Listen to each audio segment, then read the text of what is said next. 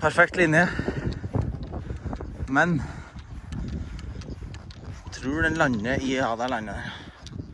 Nedslagsmerke i bunkeren. Litt heldig, ruller opp her. Har en, ja, 40 meter inn. Synd man ikke nådde akkurat over den her, altså. Det kunne blitt livsfarlig. Men. Får prøve å gjøre birdie her, da.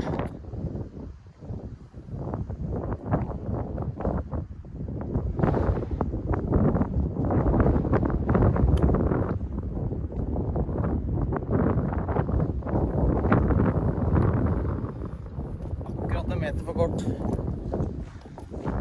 Kjedelig. Dårlig innspill. Litt kort. Men kan chippes i.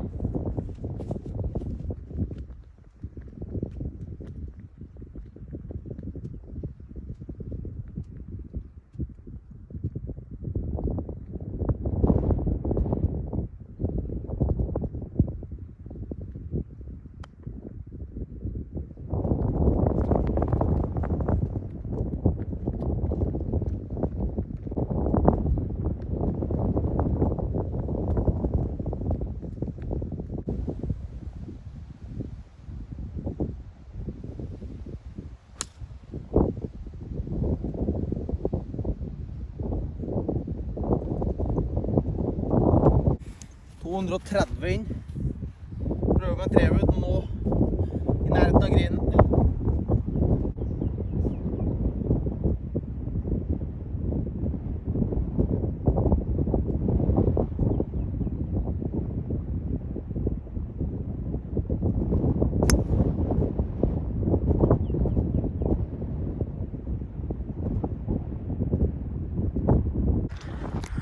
Ikke så halvgærent faktisk. Pin high, men litt venstre. Jeg er happy med det fra 230 meter. Med en trevudd fra fairway. Happy med det. Up and down for par som gjelder. Viktig for å berge en god skårer.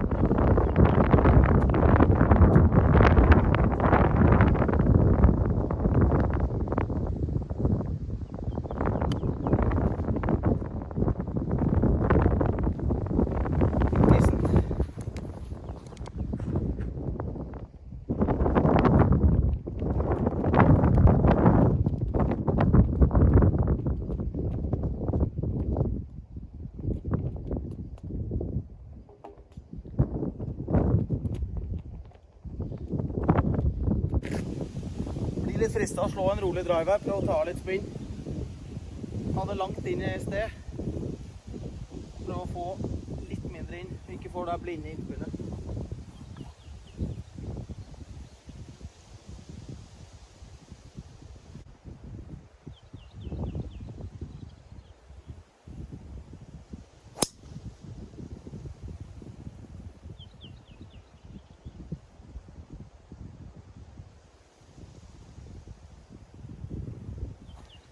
Får det blinde innspillet, får en liten drå på den. Men helt ok, jeg har mye nærmere inn i hvert fall.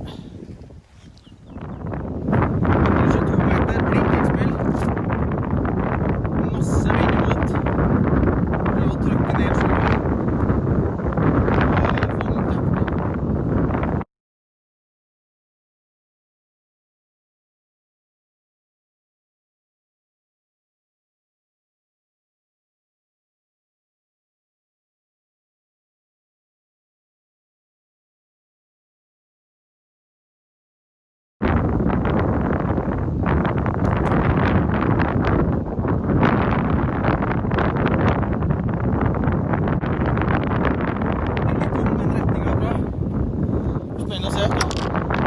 Innpå.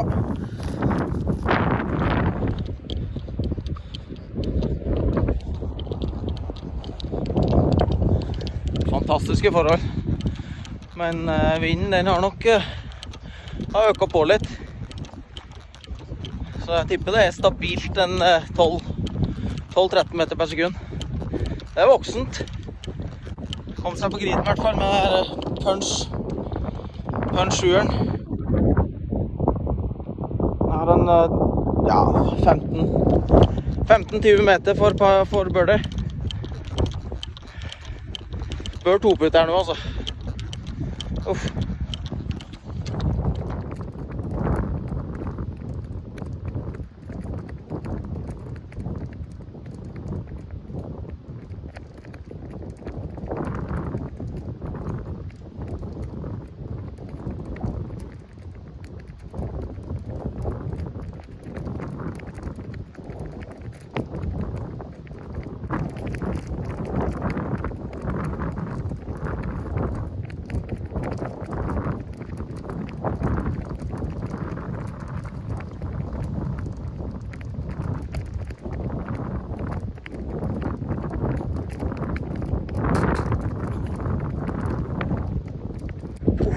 Bergen sterk toputt der. Det var en 2 meter ned bakken der for par.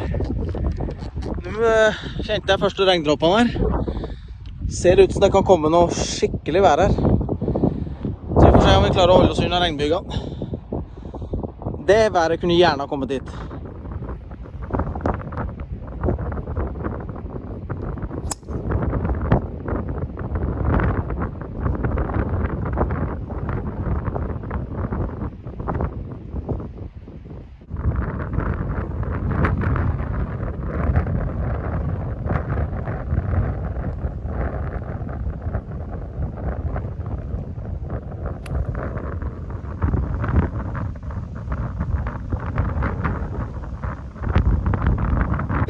Det handler litt om å ta straffen når du havner i fairway-bunker. 170 meter bunkerslag, det er ikke gøy.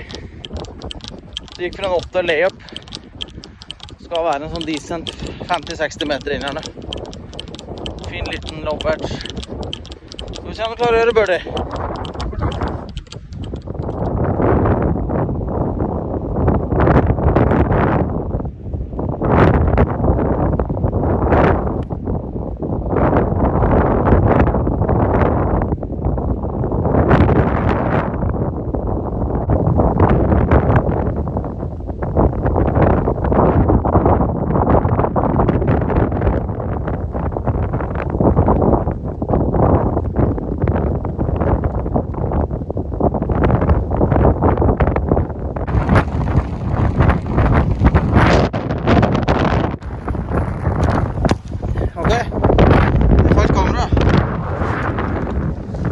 Synd, for det var et bra slag.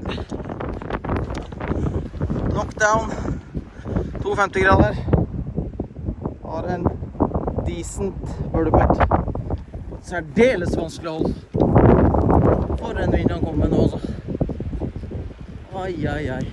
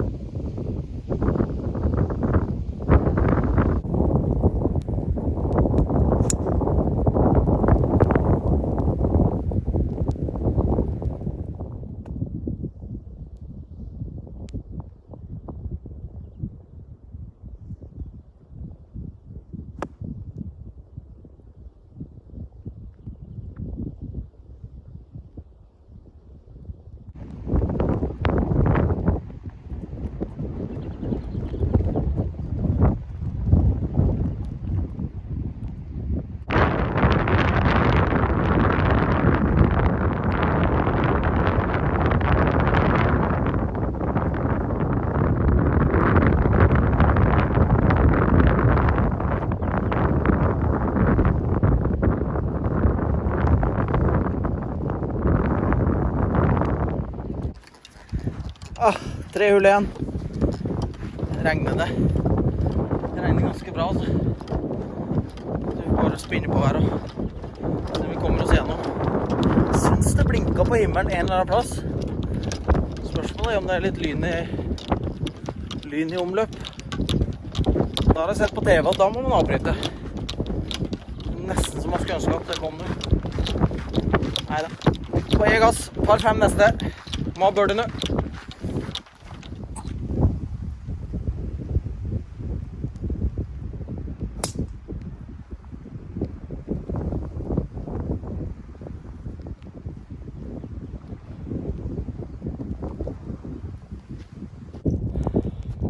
150 meter inn.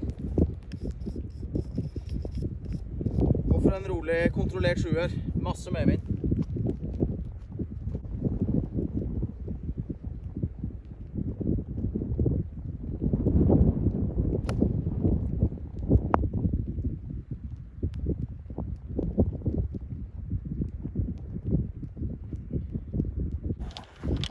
Mister litt ut høyre, men skal ligge der og låse til. Og mulig å være i god posisjon til å gjøre up and down for birdie. Lengda skal være bra, så vi får se. Hva som jeg trodde, lengda var bra. Pin high. Men line her er litt verre. Prøver å gjøre up and down for birdie her da.